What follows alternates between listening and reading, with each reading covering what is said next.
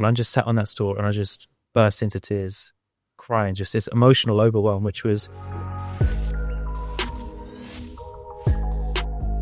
You got a good mindset, right? Because you did the ultra marathon, right? Is it ultra? Yeah, in April. So, in the Sahara Desert. What is the ultra marathon? This year? Yeah, in the Sahara Desert. Oh, yeah. How many have you run? That was the one and only one I've done. What is it exactly? How many people ran in it? How many people ran? It was, I think, just under 1,000. Really? Yeah. In the Sahara Desert? Yeah. I'll show you a picture of him afterwards. You'll see if you recognise him because it's quite Amazing. a small group. Yeah, because not many people are running. It's 5 marathons. English guy. Yeah. Yeah. We at the camp, all the English were kind of together. Okay, his name's Colin Kerrins. Long sort of hair. Maybe. I'll show you a picture afterwards. Yeah. So yeah, just for those who don't know, explain what it is. So it's called Marathon des Sables, which means in French Marathon of the Sands, and I think it's been going on for 30 or so years, and it's nicknamed the toughest foot race on earth. And I think maybe naively, I signed up thinking to it. That's obviously just a bit of like branding and positioning, and whatever. But I knew it was going to be tough, and I did an Ironman a number of years ago, and I just felt it was at the turn of the new year, in January, that I just thought, you know what, I just want to push myself, I want to challenge myself. I felt like I've not done something physically demanding for quite some time, and I just want to peek into my soul a little bit and kind of remind myself, what's possible. And so I've been aware of the Marathon des Sables for many years because my old man did it like 15 years ago. Oh, cool. So I'd always kind of knew what it was, and then over the years, like people I've seen have done it, and I thought, you know what, if I don't do it this year, I'll never do it. So signed up for it in January, which gave me 4 months of training. God, that's not very long. January, February, March, April. It was like 3.5 months of training. Wow. And I thought I was a lot fitter than I was. So I thought, because I track all my workouts on an Apple Watch. Yeah. Well, let me just check how much I've actually ran last year, 2024. I ran a combined 21 kilometers. I swear I've been on more runs than... I was like, 1 kilometer. That's why I'm running it. Yeah. So for context, the Marathon des Sables, it's 250 kilometers across the Sahara Desert, which is the hottest desert on Earth, over 7 days. And How many marathons is that? so it's broken into what they call stages. So you've got 6 stages. So day 1 is like stage 1. That was, I want to say like 32 kilometers.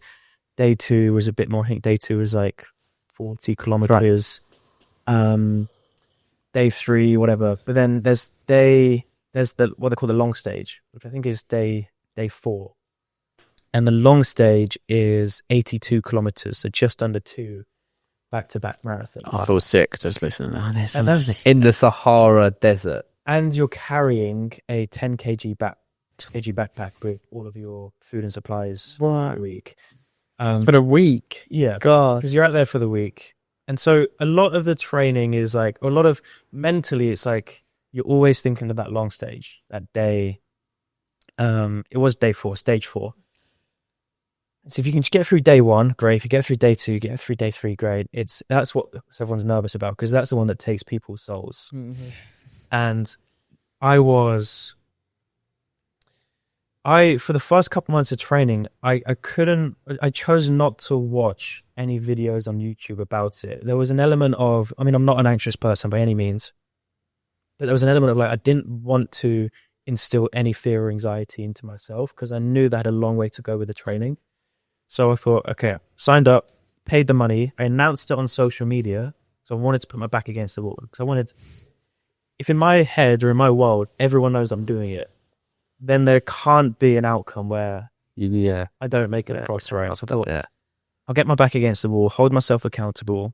And then I just asked my assistant, I said, look, I need someone that can coach me on this. Can you find me, just do some research to figure out who's the best running coach? And we found a guy called Rory who'd done it 17 times. I was like, he's a guy in Wales. He's like the UK David Goggins, where he's just a nutter. I think he holds a record for like, running for 24 hours on a treadmill. He's done over 1,000 marathons. Like he just goes out on a Sunday and just runs a marathon. And so I worked with him. And anyway, I'm getting closer and closer to the event. Go out there. And I'm starting to hear these stories of people that have these horror stories. So, People die. people die. Oh, A couple mate. of years ago, there was someone that died. They just didn't wake up from their tent because it's a lot of strain on the heart and the body. Oh my So you have to go and do an ECG and get a doctor to check your heart to sign you off before you're allowed to go out. Get to the airport to fly out to Morocco, and there's one Ryanair flight going into this small little town or village where you kind of meet up with the organizers called Ouarzazate, and there's like one Ryanair flight per week, and so it's pretty much the whole of the UK crowd is on that one Ryanair flight. And I'm chatting with this guy in Weatherspoons at Stansted Airport called Paul. He's an older gentleman and maybe like 50 years old. He said, yeah, I came in 2023, which was the hot year. And for me, my biggest and only fear was the heat. Because historically, I've always struggled a little bit in heat. Like I've had like heat stroke if I've worked out too hard in the sun. And that was one thing that was playing in my mind a little bit. Because if you get heat exhaustion, you don't recover from that. Like you are just, your body starts shutting down on you and they're pulling you off the course. And so I did a lot of like heat chamber sessions where you're basically running in a 40-degree sauna for an hour at a time. I did about 10 of those sessions to get your core body temperature as low as possible, spending like 30, 40 minutes in a sauna. And it's amazing how quickly your body adapts. But I'm chatting to this guy and he's like, oh yeah, I got to like day 2. And I just passed out unconscious and I was in a coma for 3 days. I was like, okay. Just what you want to hear. Oh, Weatherspoon's on the way there. Cheers, Paul. Oh, that's when you accidentally lose your passport at the airport. There's only one flight in it. And then I get there and I meet. He's back again though. Was he like? He has some nutters out there, right? And then I meet one girl. We get to our tent, our campsite. It's like a 6-hour bus ride into the desert, and it's just all of these tents, and you sleeping on the floor. And the British, we got like our corner is all the British people, and I meet this one girl called Maria, and she'd attempted it like 2 or 3 times. I think she attempted it twice actually, and it failed both times.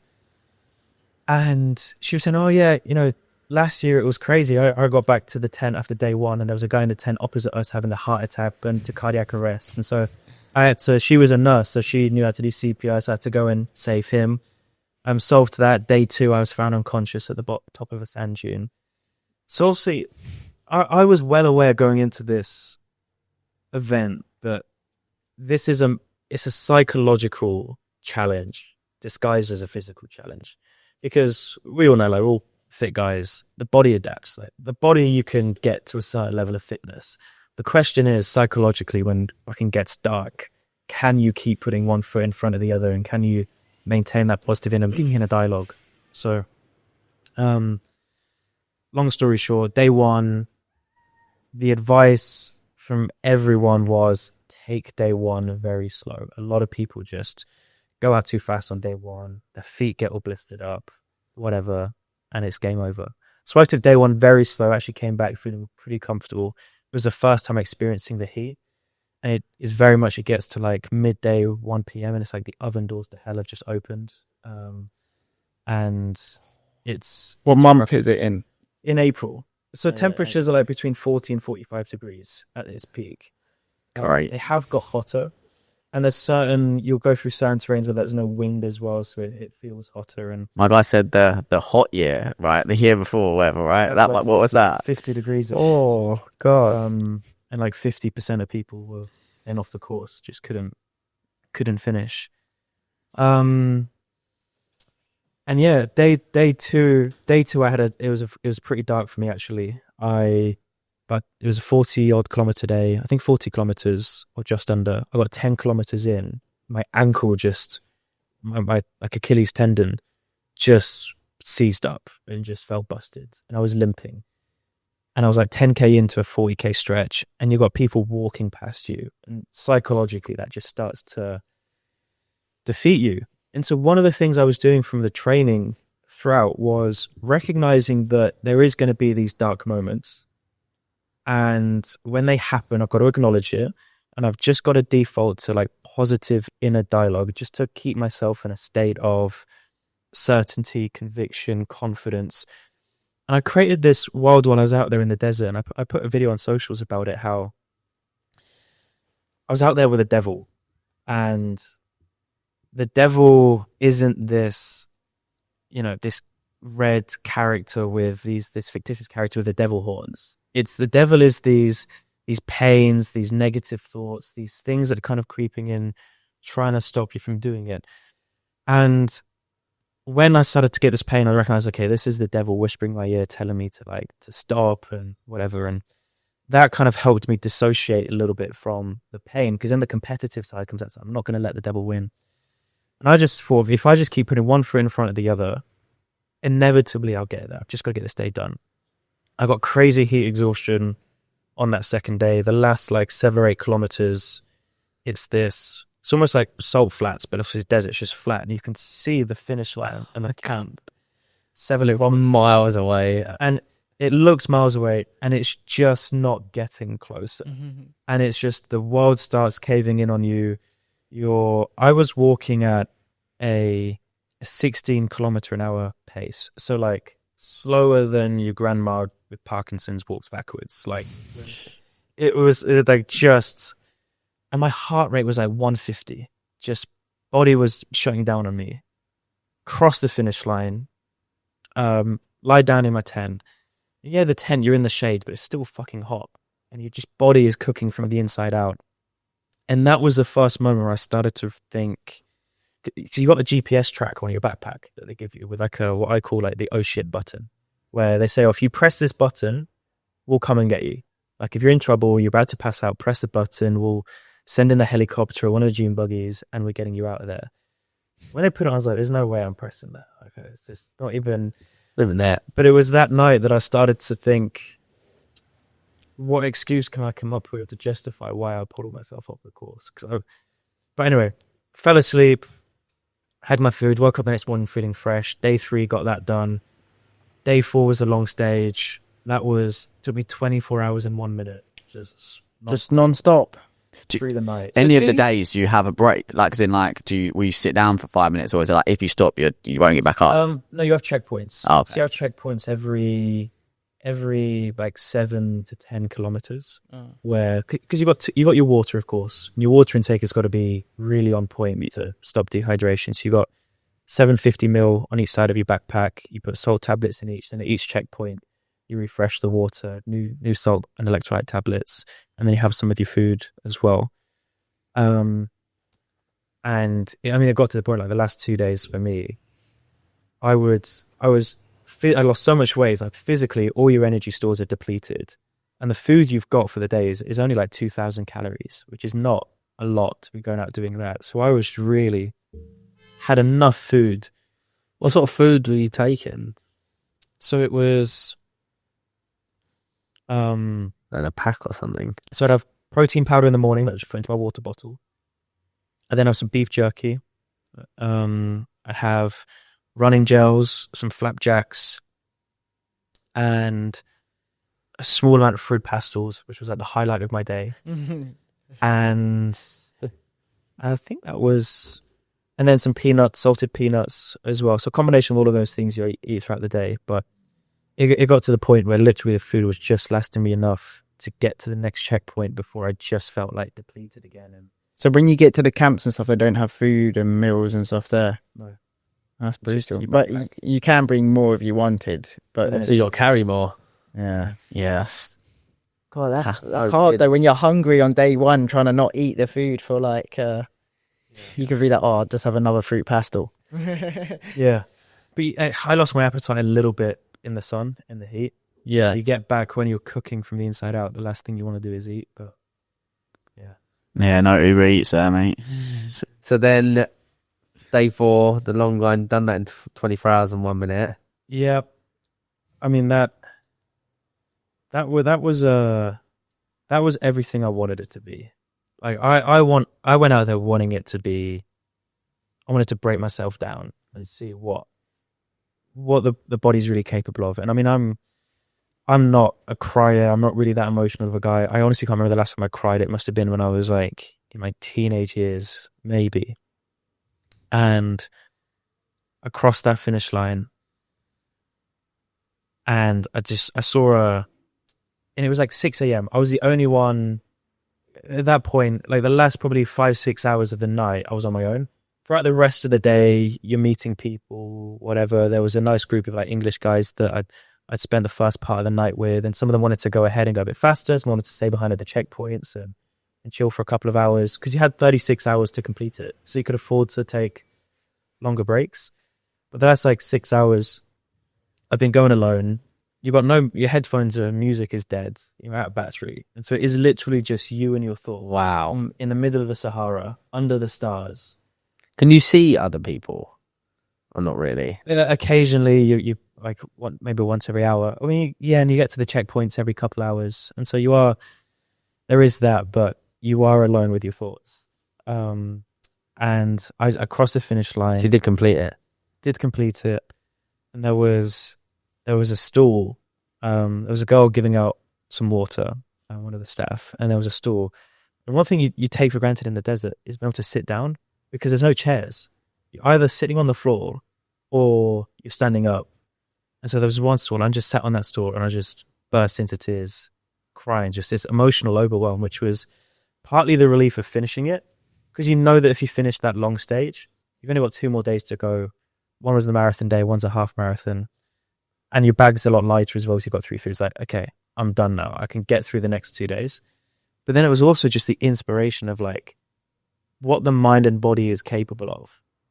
And we all know is capable of the crazy thing. But we actually like to see and live the evidence of that.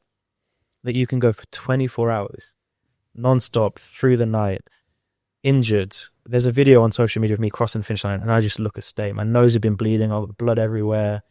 I got sand all over me from where I fell over, and The sand's the worst. There must all get in your shoes and your feet and blisters. yeah, you feel Him running in sand is just jarring, isn't it? Right? Yeah, she's even running the sand like. So how much are you like running compared to just walking? Like how do you get to a point where you've basically just walking it, or it was more walking than running on the first few days, and then as your bag gets a bit lighter, and actually as you get a bit fitter, like even out there, your body adapts so much. The last couple of days, you start to run a lot more.